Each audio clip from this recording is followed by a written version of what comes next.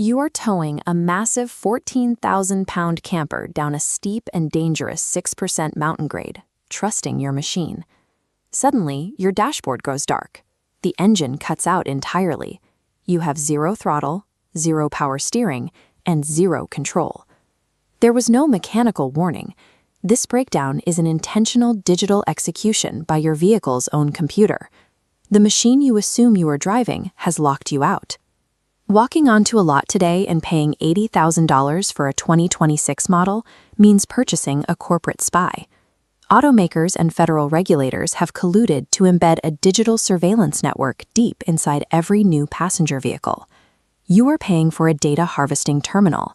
The manufacturer retains the ultimate license to operate it, effectively reducing you from a private owner to a renter. The blueprint for this surveillance is buried in the 2021 Federal Infrastructure Bill. It is listed under Section 2422. Politicians sold this to the public as a basic safety feature to prevent drunk driving. The actual engineering requirements tell a very different story. The law demands a computer system that passively monitors the person behind the wheel, granting the vehicle the ultimate authority to disable itself. Internal cameras track your eye movement, measure the exact position of your head, and count your blink rate. A hidden algorithm grades your fitness to drive. Because you cannot audit this code or manually override its decisions, you have zero operational autonomy over your own property. The biometric kill switch relies on a broader network that is already active. Almost every vehicle manufactured in the last decade ships with a factory-installed cellular modem. Your truck operates as a 4,000-pound data harvester. It actively logs every hard brake, rapid acceleration, and mile over the speed limit. Automakers siphon this raw telemetry data and sell it to third-party brokers, who compile your habits into behavioral risk profiles. Those profiles go straight to auto insurance companies. If your premiums suddenly spike by thousands of dollars despite having a perfectly clean driving record, your vehicle snitched on you. Your own property works against you to maximize corporate profits, artificially inflating the true cost of driving. Abstract software threats turn lethal in harsh, real-world environments like a deep winter freeze.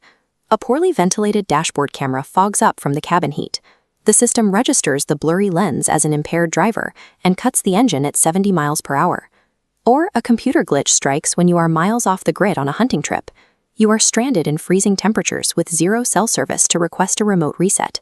There is no physical key, no human operator to appeal to. You are completely trapped by a malfunctioning string of code. Master mechanics understand exactly what this technology does.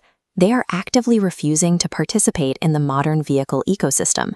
Instead, these experts are quietly identifying and hoarding older, untrackable vehicles. They call this the ghost fleet.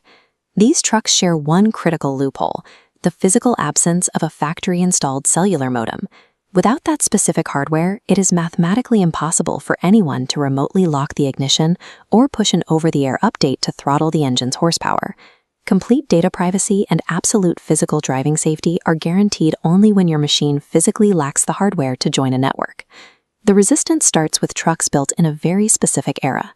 First is the GMT 800 generation of the Chevy Silverado, built between 1999 and 2006. Next are the old body-style Ford F-150s from the 1990s, and rounding out the fleet are the fully mechanical Dodge Rams from the early 2000s. When you press the gas pedal in one of these machines, a physical steel cable manually opens the throttle body. The engine answers to physics, air, and fuel, not lines of corporate code. We are compiling a survival guide of these exact machines. Drop the specific year and model of your own untrackable analog truck in the comments below. Buying a 20-year-old, strictly mechanical truck is the ultimate act of modern financial self-defense. Starve the digital trap and keep true ownership alive.